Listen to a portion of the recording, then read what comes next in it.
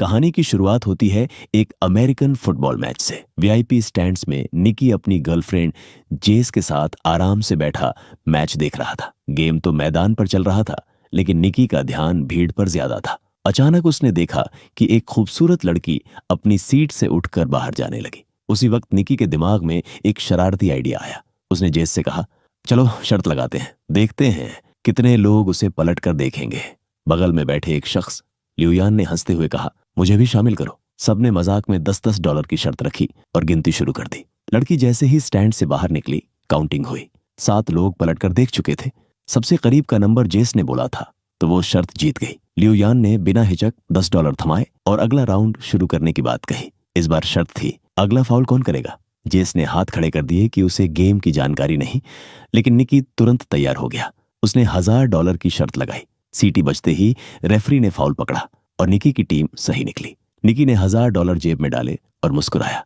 लियुयान हारा जरूर, लेकिन और ज्यादा उत्साहित हो गया। उसने कहा, अब 5000 की बाजी लगाते हैं। निकी थोड़ा हिचका, लेकिन आखिरकार मान गया। शर्त थी, प्लेयर बॉल पास करेगा या दौड़ेगा। लियुयान बोला, वो दौड़ेगा। निकी ने कहा, नहीं, पास करेगा। सीटी बजी और प्लेयर दौड़ पड़ा। इस बार निकी 5000 हार गया। निकी ने हार मानने की सोची और जेस से बोला, चलो कॉफी पीने चलते हैं। लेकिन लियुयान अड़ गया। 5000 से क्या होगा, तुम वीआईपी बॉक्स में बैठे हो, पैसा तो है, चलो 10,000 की लगाओ। जेस ने मना किया, लेकिन निकी के ईगो ने उसे फिर से शर्त लगाने पर मजबूर कर दिया। अगली शर्त, क्या अगला पास कामयाब होगा या नहीं। निकी ने कहा, हाँ होगा, पर पास इंटरसेप्ट हो गया। अब निकी $15,000 हार चुका था। वो झुंझला गया और बोला, चल अब 50,000 की लगाते हैं। जेस चौंक गई, लेकिन निकी गुस्से में दिख रहा था। किस्मत इस बार भी उसके खिलाफ थी। निकी 50,000 और हार गया। जेस अब डर गई और बोली, रुको निकी, बस करो। लेकिन निकी का गुस्सा और अहंकार हावी हो चुका था। उसने $1,00,000 की शर्त लगा दी। लियुयान ने मजाक उड़ाया, तुम्हारे पास इतने पैसे हैं भी। निकी ने कैश का बंडल मेज पर रख दिया। इस बार शर्त थी, अगला पास इंटरसेप्ट होगा। निकी का अंदाज गलत निकला। पास सफल रहा और निकी लाखों का नुकसान झेल गया। अब तक वो $1 मिलियन यानी करीब 9 करोड़ रुपए हार चुका था। उसका चेहरा उतर गया। जेस हैरान थी। लियुयान उसे चिढ़ा रहा था। यही होता है उस्ताद के साथ खेलने का अंजाम। निकी अचानक रुका और बोला, ठीक है, अब $2 मिलियन की शर्त लगाते हैं। लियुयान चौकन्ना हुआ। निकी ने चैलेंज दिया, तुम दूरबीन से भी रैंडम प्लेयर चुनो। अगर मैं उसका जर्सी नंबर सही बता दूं तो जीत मेरी। लियुयान को शक हुआ कि कहीं निकी कोई चाल तो नहीं चल रहा। निकी ने उसकी शंका दूर करने के लिए कहा, मैं नहीं, इस बार जेस केस करेगी। जेस भड़क गई, क्या पागलपन है ये, इतने लोगों में मैं नंबर कैसे सही बोल सकती हूँ। वो जाने लगी, लेकिन लियुयान के सिक्योरिटी गार्ड्स ने रोक लिया। निकी ने धीरे से कहा, जेस बस मैदान में देखो और जो नंबर तुम्हें अपना सा लगे वही बोल दो। लियुयान ने दूरबीन से एक प्लेयर चुना। जेस ने दूरबीन ली और मैदान को स्कैन करने लगी। सैकड़ों जर्सी नंबर उसके सामने थे। तभी उसकी नजर जानी पहचानी शक्ल पर पड़ी। वो था उनका दोस्त फरहाद, जिसने 55 नंबर की जर्सी पहनी थी। निकी की बात उसे याद आई, जो नंबर अपना लगे वही बोल देना। जेस ने कहा 55 और नतीजा बिल्कुल सही निकला। लियुयान अवाक रह गया। जेस भी कुछ पल के लिए सोच में डूब गई कि निकी को पहले से कैसे पता था, लेकिन अब ये सोचने का वक्त नहीं था। स्टेडियम से बाहर निकलते ही कार में बैठकर निकी ने जेस को सच बताया। उसने कहा, ये सब हमारे प्लान का हिस्सा था। हम लियुयान को लंबे समय से ट्रैक कर रहे थे। वो हाई सोसाइटी में अपनी जुआ खेलने की आदत के लिए बदनाम है। सामने कोई भी शर्त लगे वो रोक नहीं पाता। निकी ने आगे समझाया, हमने उसके सबकॉन्शियस माइंड में पहले से ही नंबर 55 बैठा दिया था।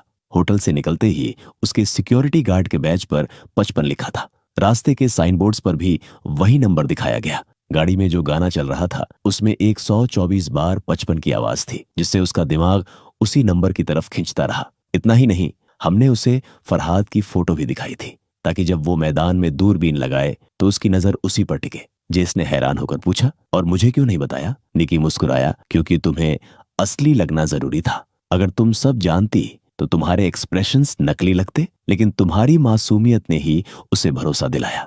जेस ये सब सुनकर दंग रह गई। उसकी आंखों में अब निकी के लिए इज्जत और भी बढ़ चुकी थी। कहानी अब कुछ दिन पीछे जाती है। निकी एक कमरे में बिस्तर पर बैठा था। उसके सिर पर किसी ने बंदूक तानी हुई थी। पास में ही जेस भी थी, जिसे निकी से मिले अभी ज्यादा दिन नहीं हुए थे। हालात देखकर लग रहा था कि निकी किसी जाल में फंस चुका है, लेकिन उसके चेहरे पर जरा भी डर नहीं था। उसने सीधा कहा, मेरे पास एक भी पैसा नहीं है, अगर गोली चलानी है तो चला लो। बंदूक वाला आदमी उसके आत्मविश्वास को देख चौंक गया। फिर बोला, ये कोई मामूली आदमी नहीं, ये तो खिलाड़ी है। हमसे भी बड़ा ठग, और उसका अंदाजा सही था।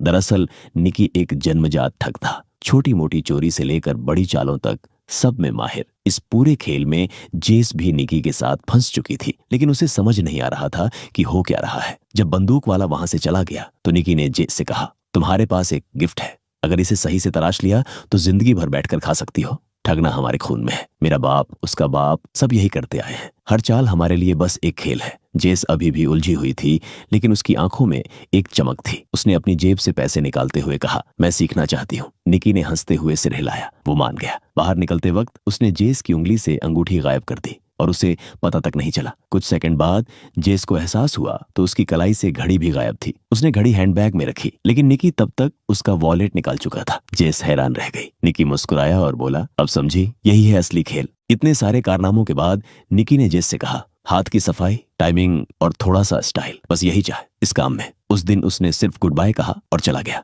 कुछ महीनों बाद जेस ने निकी को न्यू ऑरलियंस में ढूंढ निकाला। वहां निकी एक नई टीम बना रहा था। असल में उनकी मुलाकात भी एक टेस्ट थी। निकी देखना चाहता था कि क्या जेस सच में टीम का हिस्सा बनने लायक है या नहीं। जैसे ही जेस ने हामी भरी, निकी ने उसे पहली असाइनमेंट पर भेज दिया। एक मेले में जेस अपने साथी के साथ पहुंची। वो नकली तौर पर मैप लेकर लोगों से रास्ता पूछने लगी। उसी वक्त उसके साथी ने एक टूरिस्ट का कैमरा लेंस चुरा लिया। फिर दूसरे ने भीड़ में टक्कर मारकर एक आदमी का वॉलेट खींच लिया। जेस ने भी हिम्मत जुटाई और हाथ साफ किया। इस बार उसने चॉपस्टिक्स की मदद से एक औरत के बैग से वॉलेट निकाल लिया। सब कुछ इतना स्मूथ था कि किसी को शक तक नहीं हुआ। निकी ये सब एक ऊंची बिल्डिंग से देख रहा था। उसने टीम से कहा, अब इसे अकेला छोड़ दो, इसकी उड़ान शुरू होने वाली है। जेस ने लगातार कीमती सामान चुराना शुरू किया। हर चोरी के साथ उसका कॉन्फिडेंस बढ़ता गया और निकी की आंखों में उसके लिए इज्जत भी। अब निकी ने उसे अगली बड़ी असाइनमेंट पर भेजा। ये था एक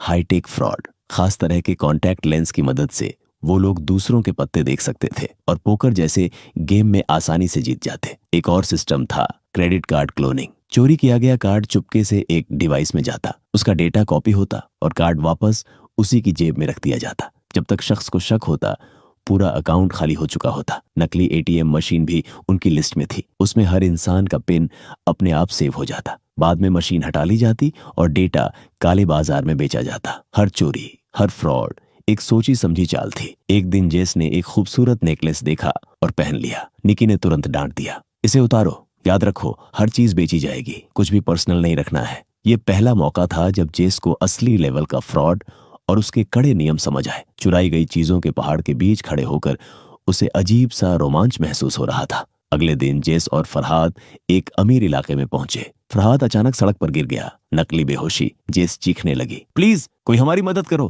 प्लीज। लोग घबरा गए। उसी अफरा तफरी का फायदा उठाकर टीम के बाकी मेंबर्स ने आसपास के अमीर लोगों का सामान चुरा लिया। कुछ मिनटों बाद सब एक नकली एम्बुलेंस में बैठकर चुपचाप निकल गए। उस रात टीम ने सेलिब्रेट किया। निकी ने सबको बधाई दी। सिर्फ एक हफ्ते में हमने $1.2 मिलियन कमा लिए हैं। अगले दिन टीम अलग होने वाली थी। सारे डॉक्यूमेंट्स नष्ट कर दिए गए। निकी ने सबको भरोसा दिलाया कि जल्द ही पैसे उनके अकाउंट में पहुंच जाएंगे। लेकिन पुराने मेंबर जानते थे निकी का एक लास्ट मिशन अभी भी बाकी है। उन्होंने निकी को $1.2 मिलियन कैश सौंपा और जेस को सावधान करते हुए कहा, इस बार इसे जुए में मत उड़ाना। अगली सुबह निकी जेस को लेकर वीआईपी लाउंज पहुंचा। उसने उसे लाइव दिखाया कि कैसे कुछ ही मिनटों में करोड़ों कमाए जा सकते हैं। जेस अब तक निकी की ओर खींचने लगी थी। उसे लग रहा था कि शायद वो अब निकी की गर्लफ्रेंड है, लेकिन सच्चाई अलग थी। निकी ने उसे शुरू से सिर्फ एक मोहरे की तरह इस्तेमाल किया था। शाम ढलते ही सब खत्म हुआ। निकी ने उसे $80,000 कैश पकड़ा दिया और सिर्फ 2 शब्द कहे, गुड बाय जेस। उसकी आंखों में आंसू थे, दिल टूट चुका था। उसे लगा निकी ने करोड़ों कमाए, लेकिन उसके हिस्से सिर्फ चंद हजार आए। अब उसने निकी का असली रंग देख लिया था। उसकी दुनिया में जज्बातों की कोई जगह नहीं थी। 3 साल बाद एक सर्विस स्टेशन पर एक रेस कार घुसती है। कैमरा घूमता है और वहां निकी दिखता है, थका हुआ, आंखों में बेचैनी और चेहरे पर साफ लिखा, पैसे खत्म हो चुके हैं। लंच टाइम में उसकी मीटिंग होती है रेस टीम के मालिक गेरिया के साथ। गेरिया की टीम ने नया एल्गोरिदम बनाया था, एक्सार, लेकिन उन्हें इसे और एडवांस बनाना था ताकि ट्रैक पर उनकी जीत पक्की हो। इसके लिए उन्होंने निकी को काम पर रखा। प्लान, निकी उनका चीफ इंजीनियर होने का नाटक करेगा। पब्लिक में गेरिया और निकी के बीच झगड़ा दिखाया जाएगा। फिर निकी राइवल टीम को एक्सार का नकली वर्जन बेचेगा। असली सिस्टम सिर्फ गेरिया की टीम इस्तेमाल करेगी। डील क्लियर थी। निकी को 1 million euro plus fake system बेचने से जो भी कमाई होगी। निकी को ये स्कैम बच्चों का खेल लग रहा था, लेकिन गेरिया का बटलर उसके पास आया और ठंडी आवाज में बोला, अगर जरा सी भी गड़बड़ की तो गोली सीधी छाती में। निकी ने टक्सीडो पहना और पार्टी में पहुंचा। प्लान था भीड़ में एक नकली झगड़ा करने का, लेकिन जैसे ही सब सेट होने वाला था, सीढ़ियों से एक लाल ड्रेस में जेस उतरी। वो सीधा गेरिया के गले लगी। निकी का दिमाग सुन्न। 3 साल बाद, और अब जेस उसी आदमी के साथ थी जिसने निकी को काम पर रखा था। जेस उसके पास आई और मुस्कुराकर बोली, अब मैं कोई ठग नहीं हूं निकी। जो कुछ 3 साल पहले हुआ था उसका अब कोई मतलब नहीं।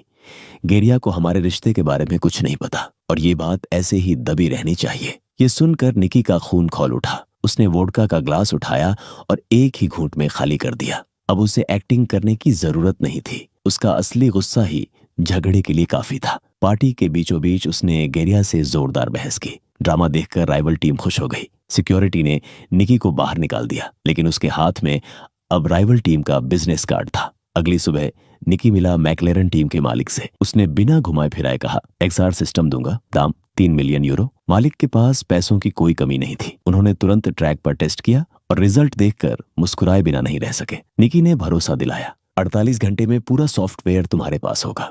जेस की मुलाकात सड़क पर फराद से हुई। फराद ने कहा, 3 साल पहले निकी का चले जाना मजबूरी थी। उसके पास कोई और चॉइस नहीं थी, और हाँ, वो आज भी तुझसे प्यार करता है। उसने एक डिब्बा जेस के हाथ में थमा दिया। अंदर वही नेकलेस था जिसे जेस ने कभी पसंद किया था। ये असली था या नकली, इसका कोई सबूत नहीं था, लेकिन जेस की आंखों में पुरानी यादें तैर गईं। उसके होठों से निकला, मैं उस पर भरोसा नहीं कर सकती, पर उसकी आंखें कुछ और ही कह रही थी। वो अब भी निकी के लिए कुछ महसूस करती थी। डील का दिन आया। निकी ने मैकलेरन टीम को एक्सआर सॉफ्टवेयर दे दिया और बदले में एक हट्टा कट्टा आदमी ने उसके हाथ में 3 मिलियन यूरो कैश पकड़ा दिया। पर निकी सिर्फ एक टीम तक क्यों रुकता? उसने उस सिस्टम की कॉपी हर रेसिंग टीम को बेच दी। हर हैंडशेक में मिलियन यूरो। जब तक रेस शुरू हुई, सबके पास एक ही सिस्टम था और किसी को भनक तक नहीं पड़ी। उस रात निकी ने जेस को मैसेज किया, अगर तू आई तो हम दोनों साथ भाग सकते हैं। निकी इंतजार करता रहा, कोई नहीं आया। हार मानकर वो निकलने ही वाला था कि जेस आ गई, लेकिन उसी वक्त वही हट्टा कट्टा आदमी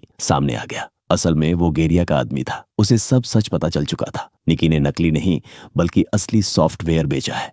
वो पूरी आर्मर पहनकर निकी की कार से टकराया। भयंकर एक्सीडेंट। निकी और जेस पकड़े गए, दोनों बंधे हुए, कैश गेरिया के सामने। गेरिया का गुस्सा, गेरिया आग बबूला था। इस प्रोग्राम पर मैंने 40 मिलियन यूरो खर्च किए थे और तूने सब बर्बाद कर दिया, उसने जवाब मांगा। निकी चुप। तो गेरिया ने जेस की नाक दबा दी। उसकी सांसें थमने लगी। ये देखकर निकी टूट गया। उसने सच उगल दिया, मैंने जेस के लिए पुराना प्यार जगाया और उसे वो नेकलेस पहनाया। उस नेकलेस के अंदर चिप लगी थी। जैसे ही तूने सॉफ्टवेयर खोला, पासवर्ड और डेटा सीधे मेरे पास आ गया। जेस की आंखों से आंसू बह निकले, पर गेरिया और उसके आदमी ठहाके लगाने लगे। कहानी बढ़िया है, पर तुझ पर भरोसा नहीं। फिर उसने सच्चाई बताई, जेस कभी तेरी गर्लफ्रेंड नहीं थी, वो सिर्फ मेरे पैसों और घड़ियों के लिए थी। जेस ने भी मान लिया, हाँ, मैं तेरी दुनिया की चीजें चाहती थी, तुझसे प्यार नहीं। निकी के लिए ये दूसरा धोखा था। गोली और सच। गेरिया ने अपने आदमी बूचर से पूछा, कैसे चुराया इसने? निकी बोलने ही लगा था कि धाएं गोली चली। गोली सीधा निकी की छाती में। गेरिया का चेहरा पीला पड़ गया। पैसे फिर आ सकते हैं, लेकिन अगर मर्डर केस में फंसा तो सब खत्म। उसने घबराकर बूचर को निकाल दिया और खुद भाग गया। जेस रोते रोते टूट गई, लेकिन बूचर ने धीरे से कहा, डर मत, असल में मैं निकी का आदमी हूँ और सच कहूँ उसका बाप हूँ। उसने खुलासा किया। गोली दिल के किनारे लगी थी। उसने टेप से घाव सील किया,